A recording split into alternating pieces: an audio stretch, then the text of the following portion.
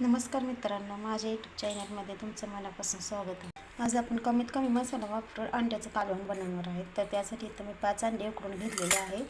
लागणारा मसाला तयार करू. लसणाच्या पाकळ्या घेतल्यात, कोथिंबीर, एक कांदा, आलं आणि टोमॅटो घेतले आणि थोडंसं सुकं खोबरं. तर आपण सगळ्यात आधी कांदा आणि खोबरं भाजून घेऊ. गॅसवर आपण कढई ठेवली. कढईमध्ये थोडंसं तेल घालून घेऊया. तेल गरम झालं, आपण कांदा भाजून घेऊ. कांदा थोडा सॉफ्ट झाला, आपण खोबरं घालून घेऊ.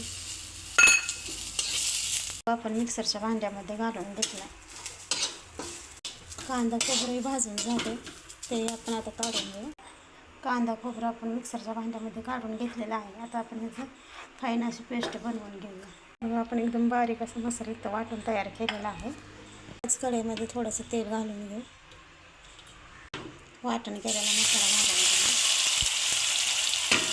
चवीनुसार मीठ घालायचं.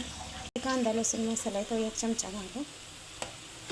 त्याशिवाय आपण कोणतेही मसाले याच्यामध्ये घालणार नाही. अंडे घालून घेऊ. गरजेनुसार पाणी ओतून घेऊ. कालवणाला चांगले कुळकुळी काढून घेऊया. इथं आपलं कालवण तयार आहे.